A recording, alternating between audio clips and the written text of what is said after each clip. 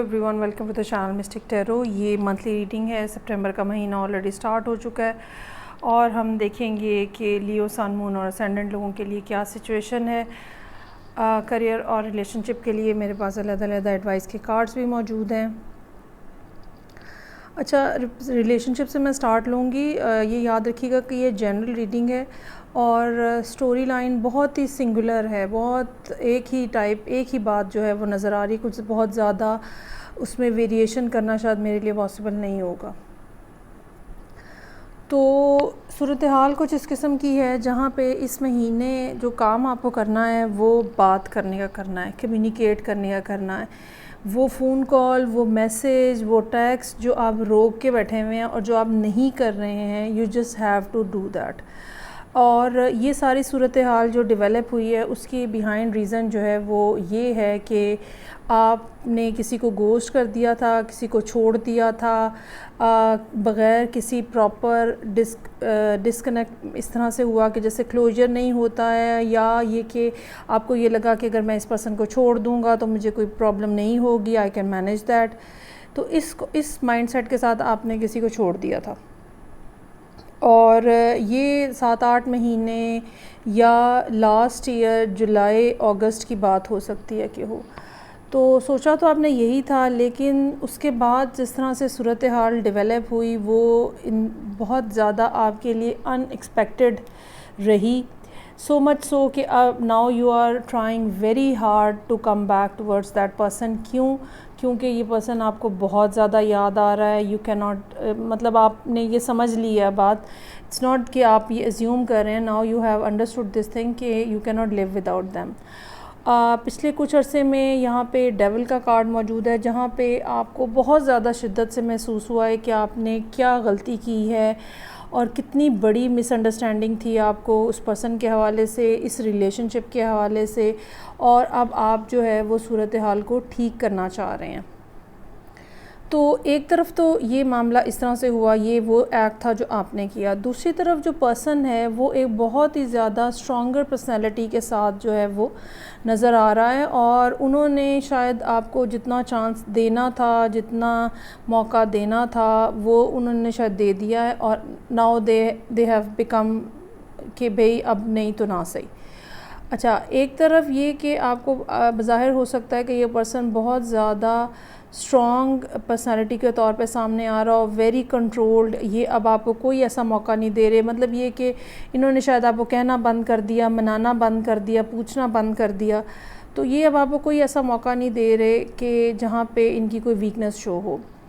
लेकिन on the other hand आप इस पर्सन को स्पाई कर रहे हैं, देख रहे हैं इंटरनेट के ऊपर, सोशल मीडिया के ऊपर कि ये क्या पोस्ट कर रहे हैं, किस तरह की बातें कर रहे हैं, किस तरह की चीज़ें शेयर कर रहे हैं। उस वहाँ से आपको अंदाज़ा हो रहा है कि still there is love in this person. Otherwise इनका बिहेवियर जो है वो टोटली ब्लैंड होगा, टोटली जैसे बिल्कुल एक पोकर फेस के साथ आप बात करते हो जिसमें कोई इमोशंस नहीं होते, कोई फीलिंग्स नहीं होती।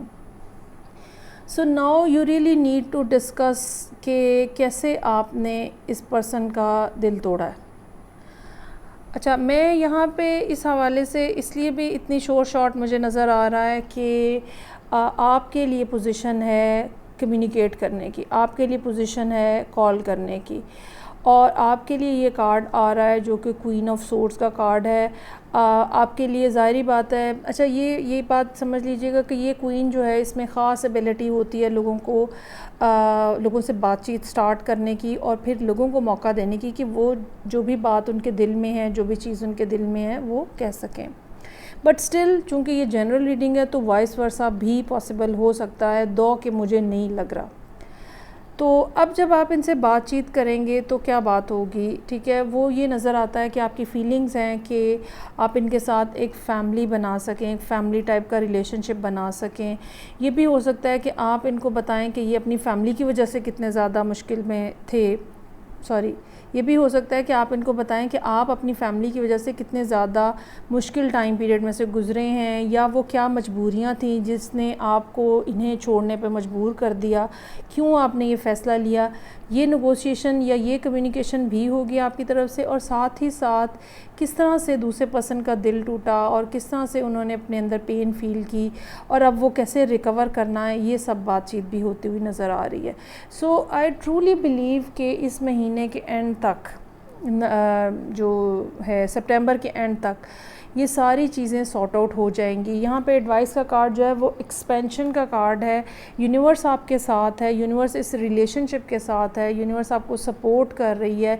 वो विज़डम, वो अच्छा, ये भी हो सकता है कि आप उन लोगों में शामिल हों जिन्होंने पिछले कुछ अरसे के दौरान बेतहाशा साइन देखे हैं। बार बार इस पर्सन का नाम सामने आया है, बार बार इस पर्सन से रिलेटेड वो बातें या वो चीज़ें आपके सामने आती थी जो कि आपको रिमाइंड करवाती थी। ये भी हो सकता है कि आपने किसी और के बिहेवियर को देख के ये समझा हो कि इनका बिहेवियर कितना पॉजिटिव था या कितना लविंग था या कितना काइंड था। सो एक्सपेंशन का कार्ड है यहाँ पे। यूनिवर्स जो है वो आपके सपोर्ट में खड़ी है और मौका दे रही है कि आप इस रिलेशनशिप को दोबारा से स्टार्ट करके बिल्टअप कर सकें।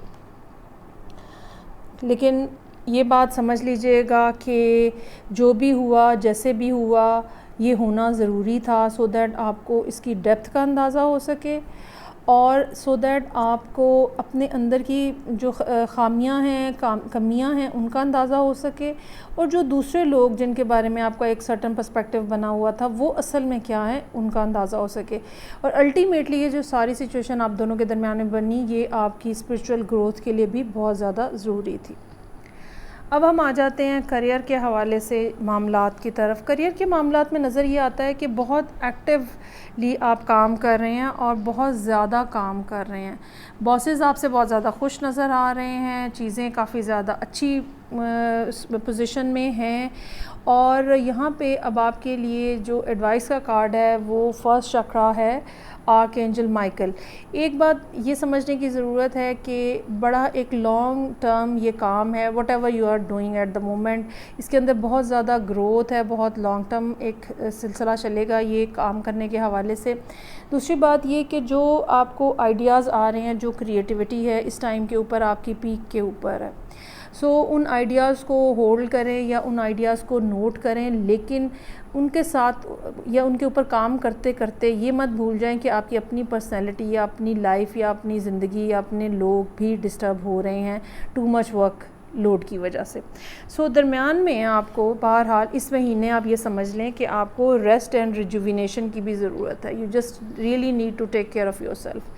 यहाँ पे 3 ऑफ सोर्ड्स का कार्ड जो है वो नज़र आ रहा है। ख़ास तौर पे वो लोग जो कि 40 या अबव के हैं, उनको अपनी हार्ट हेल्थ के बारे में बहुत ज़्यादा कॉन्शियस रहने की ज़रूरत है। आम तौर पे ये बात हम कह सकते हैं कि शायद कोई बात किसी ने आपको कह दी और आप डिसअपॉइंट हो गए, दिस हो गया, दैट हो गया, लेकिन 3 ऑफ सोर्ड्स और स्टार का कॉम्बिनेशन हमें यहाँ पे ये बता रहा है कि हार्ट हेल्थ जो है उसको प्रायोरिटाइज़ करने की ज़रूरत है। ट्रैवलिंग अगर आपकी बहुत ज़्यादा पिछले कुछ अरसे में हो रही है, उसको भी थोड़ा टोन डाउन करने की ज़रूरत है। एक जगह पे रुकने की, रेस्ट करने की ज़रूरत है। कोई ऐसा पर्सन हो सकता है जो इस हवाले से हेल्थ के पॉइंट ऑफ व्यू से जिसके साथ आप डिस्कस कर सकते हैं, और ये पर्सन जो है आपको बहुत ही पॉजिटिव कोई ना कोई सलूशन या कोई ना कोई एहतियात या कोई तदबीर जो है वो बताता हुआ नज़र आ रहा है। So all in all 9 of cups के साथ इस महीने जो भी डिसअपॉइंटमेंट्स हैं regarding your work, regarding your relationship, being a Leo person, वो कहीं ना कहीं फुलफ़िल होती हुई नज़र आ रही हैं।